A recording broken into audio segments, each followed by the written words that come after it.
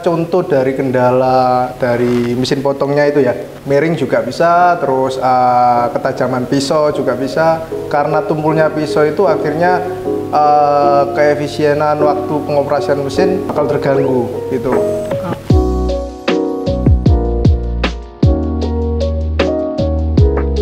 Hai Maxifers, welcome to Maxipro Indonesia. Hari ini kita mau diskusi, ngobrol santai, ngobrol asik bareng tim teknisi dari Maxipro tentang mesin potong kertas. Pasti beberapa dari kalian pernah mengalami kendala-kendala kecil saat mengoperasikan mesin potong kertas. Atau kalian lagi nyari tips supaya hasil potongan kalian lebih rapi dan presisi. Membahas mengenai kendala yang sering terjadi saat menggunakan mesin potong kertas, mulai dari masalah teknis sampai ke permasalahan perawatan mesin potong kertas kalian, supaya mesin potong kertas kalian tetap dalam kondisi yang optimal. Nggak hanya itu, kita juga akan memberikan beberapa trik dan cara agar proses potong kertas kalian jadi lebih efisien dan hasilnya juga maksimal. Yuk langsung aja kita mulai perkenalkan tim teknisi ahli dari Maxipro. Oke, selamat bergabung. Silakan perkenalkan dulu supaya Maxifers semuanya tahu nih siapa salah satu tim teknisi ahli dari Maxipro. Ya, perkenalkan, saya dari tim teknisi Maxipro dari cabang Surabaya. Nama saya Michael Roy Jones, bisa disapa juga dengan nama sebutan Roy. Oke Mas Roy, terima kasih sudah menyempatkan waktunya ya. Sepertinya Mas Roy ini lagi banyak panggilan-panggilan untuk membantu user ya dalam penggunaan mesin potong kertas dan yang lainnya. Sebelum ke pertanyaannya Mas Roy, selama Mas Roy menangani berbagai problem user soal mesin potong, seperti apa kendala-kendala yang sering jadi keluhan user saat menggunakan mesin potong, mulai dari mesin potong kertas manual sampai mesin potong kertas untuk skala produksi seperti 490 ST dan yang lainnya. Oke, biasanya kita contoh dari kendala dari mesin potongnya itu ya, itu biasanya dari potongan miring juga bisa, terus ketajaman pisau juga bisa. Karena tumpulnya pisau itu akhirnya keefisienan waktu pengoperasian mesin bakal terganggu gitu. Oke. Nah, terus kalau kemiringan tentang potongan kertas, itu biasanya ada beberapa mesin. Nah, beberapa mesin itu kalau kita kan sudah punya mesin kita ini 490 ST ini sudah ada 2 poros. Nah, jadi tingkat kemiringan ini sangat kecil. Tapi kalau mesin yang lain di bawah dari 490 ST, nah itu hanya punya 1 poros. Jadi tingkat kemiringan ini sangat besar gitu. Itu sih beberapa contoh biasanya dari kendala-kendala yang dialami oleh customer. Oke Mas Roy, dari jawabannya Mas Roy ini beberapa ada yang masuk nih dengan pertanyaan dari user ya. Kita ke pertanyaan pertama ya Mas Roy. Yang tadi membahas soal double poros. Nah ini pertanyaannya, seberapa pentingkah double poros di mesin potong kertas besar seperti 490 ST dan yang lainnya? Nah contohnya seperti tadi. Kalau kita pakai 2 poros tadi, ya tadi tingkat kemiringan ini sangat kecil. Nah, karena waktu kita buat atau kita setting tingkat keporosannya, jika itu miring, nah itu sangat mudah kalau 2 poros itu. Gitu. Namun sebaliknya kalau pakai 1 poros, kita setting presisi, selang beberapa hari dia pasti kembali miring kanan kirinya itu. Nah, beda sama 2 poros. Jadi tingkat kemiringan sangat efisien. Ya, sangat efisien dari mesin yang sudah punya 2 poros tadi. Oke, yang dimaksud 2 poros ini tuh yang mana sih Mas Roy? Kan banyak nih mungkin dari Maxifers semuanya yang masih awam sama mesin potong besar.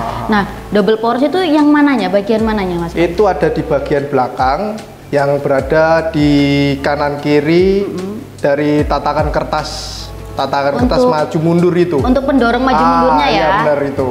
Nah itu di sebelah kanan kiri itu ada poros, ada 2 poros. Kalau 490 ST ada di belakang sebelah kanan kirinya. Rata-rata dari mesin potong kertas Telson itu sudah 2 poros ya Mas Roy? Iya pasti. 2 poros semua, kecuali yang manual kan? Ya, ada porosnya juga, pasti. Pakai tuas. Oke, sekarang kita ke pertanyaan selanjutnya Mas Roy. Untuk mesin potong sendiri kan kita kirim, habis kirim kan pasti untuk sampainya di customer juga harus merakit ya, merakit atau bahasa lainnya itu untuk instalasi. Nah, instalasi mesin sendiri ini apa bisa dilakukan sendiri? Terus apa aja yang diperlukan misal dikerjain sendiri? Terus mungkin ada info part-part mana yang harus diperhatikan? Oke. Kalau dari teknisi ya, saran kita bisa dibuat install sendiri tanpa teknisi pun juga bisa. Dan part yang dibutuhkan seperti tool yang kita pakai buat ngerakit itu mudah. Kita cuma beberapa tool aja yang kita bawa. Yang utama obeng. Nah, obeng ini fungsinya nanti kita buat ngerakit meja yang dimana meja itu buat dudukan dari head mesin potong itu tadi. Nah, cuma mudah, dia nggak makan waktu lama juga sih kita ngerakit itu. Mungkin kira-kira 10 menit, 15 menit cukup. Okay. Nah, itu sih. Tapi nggak mungkin dong ngerjain sendiri, pasti dipandu dari tim teknisi juga ya? Bisa itu. Terus ini kan pasti untuk mesin potong sendiri ada yang part-partnya ada yang khusus kayak mesin potong yang paling besar 720 LW atau yang mesin potong sudah hidrolik. Jadi kan ada part khusus, jadi harus menggunakan bantuan teknisi, nggak bisa diinstal sendiri dong pastinya Mas Roy. Nah, kalau yang part khusus seperti 720 itu mungkin kita kembali di settingan ya. Kalau 720 kan kita cuma buka peti aja. Nah, itu tanpa meja, dia langsung berdiri sih, full set satu berdiri itu tanpa meja dia. Cuma kita nanti arah-arahkan tentang kayak settingan di hidrolisnya itu, umpamanya seperti itu. Nah, kalau 490 contohnya ya tadi dia cuma mendirikan meja, mungkin kita usulkan untuk perawatan-perawatannya aja kalau 490 dibandingkan 720. Nah, itu tadi. Oke. Terus ini kita ke pertanyaan selanjutnya nih Mas Roy. Apa kelebihan atau keunggulan dari mesin potong kertas hidrolik? Nah, kalau mesin potong kertas hidrolik ini biasanya dia ada tambahan settingan gitu di tekanan press, terus turun pisau, itu bisa disetting dari tekanan tersebut dibandingkan di bawahnya hidrolik. Dia nggak pakai hidrolik ya Pak ya, itu tadi. Jadi yang nggak pakai hidrolik ya kayak mesin potong yang biasa tadi ya, 490 ST, FT. Iya. Oke. Kan itu menggunakan hidrolik terus bisa diatur juga. Jadi pressnya itu lebih kuat ya? Bener itu. Oke. Terus untuk pengerjaannya sendiri apa bisa lebih cepat jika dibandingin sama mesin potong yang biasa?